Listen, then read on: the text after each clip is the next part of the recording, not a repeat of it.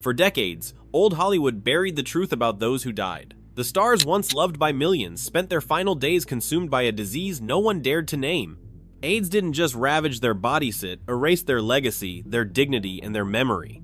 Today, we're shining a light on 14 stories Hollywood didn't want you to see. The faces that once lit up the screen, who spent their last days in lonely hospital beds, fighting pain, stigma, and silence. Stay with me until the end, because the deeper we go, the darker Hollywood's secrets get.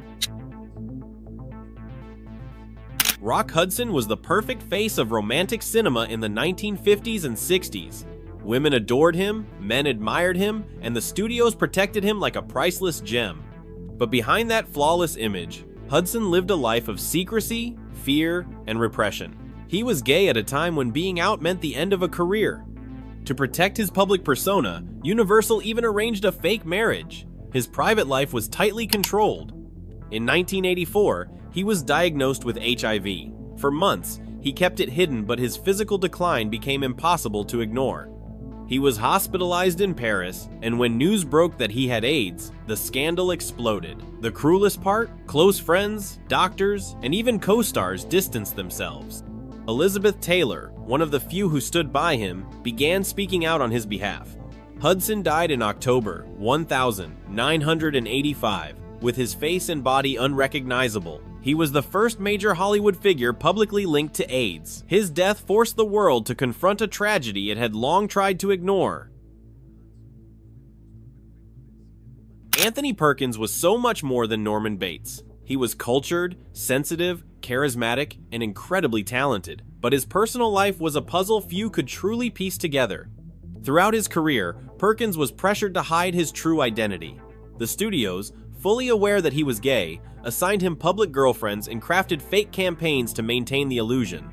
He even underwent conversion therapy in an attempt to cure himself, something unthinkable today, but almost mandatory back then to keep a contract. In the 1980s, by then married to photographer Barry Berenson and father of 2 children, Perkins contracted the virus. But even in his final days, he kept silent. The world only learned he had AIDS on the day he died in 1992. In a posthumous note, he wrote that he didn't want pity, simply wanted to protect his family from the stigma. Ironically, his wife Barry would die 9 years later, aboard one of the planes on the 11th of September. Brad Davis was the symbol of the rebellious, tormented man. With Midnight Express, he became a global sensation, but his rise was short-lived. In the years that followed, he began being quietly rejected by producers and directors. No one said it out loud, but everyone knew he had HIV.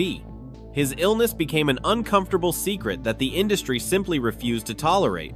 Davis refused to stay silent. He was one of the few actors who spoke openly about the medical system's abandonment, Hollywood's rejection, and the brutal stigma faced by those infected. He exposed how insurance companies denied them coverage, and how actors were quietly erased from projects with no explanation. In his final years, he co-wrote a book with his wife, After Midnight, detailing the physical and emotional hell he endured. When the pain became unbearable, he chose to die on his own terms with a lethal injection, surrounded by family, at home. Denholm Elliott was one of those faces everyone recognized, even if they didn't know his name. A British actor with an elegant presence and a deep, distinctive voice, he appeared in over 100 films, including classics like Trading Places, A Room with a View, and most memorably, Indiana Jones and the Last Crusade, where he played the beloved Marcus Brody. But while he charmed audiences on screen, he lived a secret and deeply painful life behind the scenes. Elliott was diagnosed with HIV in 1987, but kept it completely private. For years, he continued working, hiding his illness from colleagues and the public. He died in 1992 from AIDS-related complications at his home in Ibiza. The saddest part? The industry and the media chose to stay quiet. He was buried discreetly, no tributes, no headlines, as if his legacy was meant to disappear along with his diagnosis. Robert Reed was America's perfect television dad. As Mike Brady on the Brady Bunch, he embodied the ideal father kind, steady and protective. But behind that flawless image was a life built on secrets, forced lies, and quiet pain. Reed was gay, but he kept it hidden his entire life. terrified of losing his career. Even on set, he avoided any conversation about his personal life. He lived in a carefully crafted cage, decorated by the studios. In 1992, he officially died of colon cancer, but the medical report revealed something more. He was also HIV positive. His family tried to keep that detail hidden, and many of his castmates didn't even know he had been sick. Robert Reed died alone, with an entire life of repression behind him. Roy Radin wasn't an actor, but he was a powerful figure behind the scenes in Hollywood. A young millionaire producer, show organizer, and deeply connected to the darker side of the industry, Radin was handling massive amounts of money and negotiating major film deals by the time he was 33. In the early 1980s, he got involved in the production of The Cotton Club, a film directed by Francis Ford Coppola, and that's when his nightmare began. In 1983, Roy Radin disappeared. Months later, his body was found in a canyon shot in the head, bound, and tortured. The murder was officially linked to a drug-related dispute and shady Hollywood business deals. Though his death wasn't caused by AIDS, his story is often wrapped in rumors of dangerous parties, high-risk sex practices, and silent diseases that moved through Hollywood's most exclusive circles. Ken Swofford was a well-known character actor in film and television throughout the 1960s, 70s, and 80s. His face became familiar across dozens of productions, often portraying figures of authority cops, judges, executives. But while he projected control and strength on screen, behind the scenes he was battling an illness that gave him no rest. Though he was never officially declared to have died from HIV-related causes, persistent rumors circulated for years about his diagnosis allegedly worsened by complications tied to his immune system. His health declined rapidly, and he was quietly pushed out of the industry without any public explanation. In an informal interview, one colleague admitted, "Everyone knew what he had, but no one dared to say it out loud." Tom Villard had the kind of face that instantly made people feel at ease. He appeared in youth-oriented films like One Crazy Summer and Popcorn, and seemed destined to become a cult actor. He was open, cheerful, talented, and gay, something that was still socially punished in the 1980s. When he was diagnosed with HIV, instead of hiding it, he chose to speak out. He became one of the first actors to do so publicly. He appeared on television, sharing his experience and confronting the stigma with raw, fearless honesty. But the backlash came swiftly. The roles stopped coming, friends pulled away, and Hollywood, the same industry that once loved his Smiley no longer, wanted him on screen. He died in 1994 at just 40 years old. His funeral was small, and his story was quietly forgotten by an industry that failed to recognize his courage. He was one of the few who didn't hid and paid the price for telling the truth. Michael Greer was a true pioneer. At a time when being openly gay meant professional ruin, he not only came out, embraced it with pride. In The Gay Deceivers, 1969, he played a flamboyant character without hiding a thing. He became a symbol within Hollywood's emerging LGBT movement, but that also made him an easy target for the system. Greer had talent, charisma, and screen presence, but for decades, he was pushed to the margins. And when he contracted HIV, the rejection became even more brutal.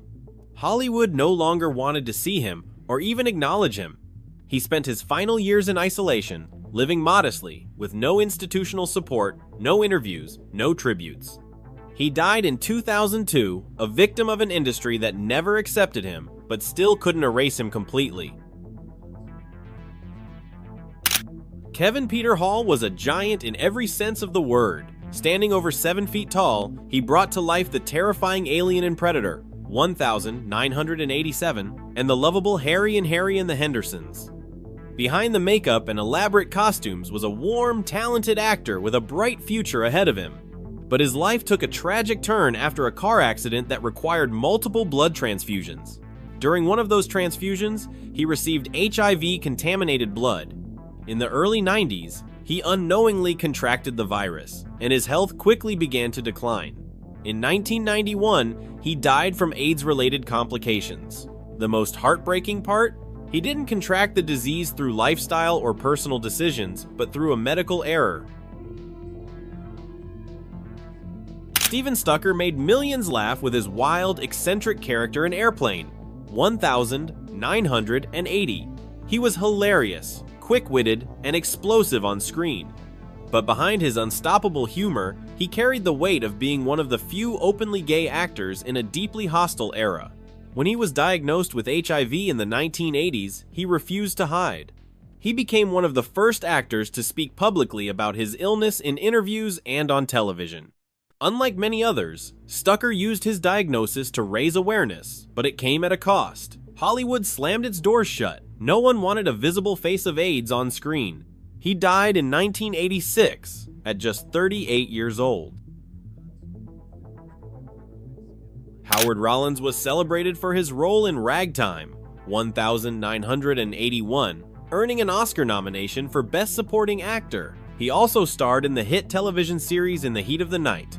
He had everything needed to become a respected star, but his life began to crumble after being diagnosed with HIV. Although the news wasn't publicly revealed at first, his physical deterioration soon became undeniable, and Hollywood turned its back on him. In 1996, at the age of 46, he died quietly and alone from AIDS-related complications. Few media outlets covered the story, and his name was quickly forgotten even by those who once applauded him. Timothy Murphy was young, attractive, and had a promising future ahead of him. He appeared in popular series like Dallas in Search for Tomorrow, becoming a familiar face on television throughout the 1980s. But everything changed when he contracted HIV. Instead of receiving support, he was discarded by the industry as if his illness had made him invisible. Murphy died in 1988 at just 29 years old, still an unfulfilled promise. He was one of the first young television actors to die from the virus, but neither his career nor his death received public recognition. Charles Ludlam wasn't a traditional Hollywood figure, but he was a legend of New York theater, the founder of the Ridiculous Theatrical Company, where he shattered boundaries around gender, sexuality, and art. Brilliant, provocative, and courageous, Ludlam lived openly as a gay man and was one of the few who confronted the stigma of HIV with dignity and bravery. He died in 1987 at just 44 years old, a victim of AIDS. His death shook the independent theater world, but outside those circles, Hollywood paid no attention. He was never part of the system, and so the system never mourned him. So tell me, how many of these names did you actually recognize? How many were erased from history simply because they got sick? These stars didn't just die from a virus. They also died from fear, rejection, and the silence of an industry that turned its back on them. Let me know in the comments which of these stories moved you the most, and join me in the next episode, where we'll continue shedding light on everything Hollywood chose to keep in the shadow.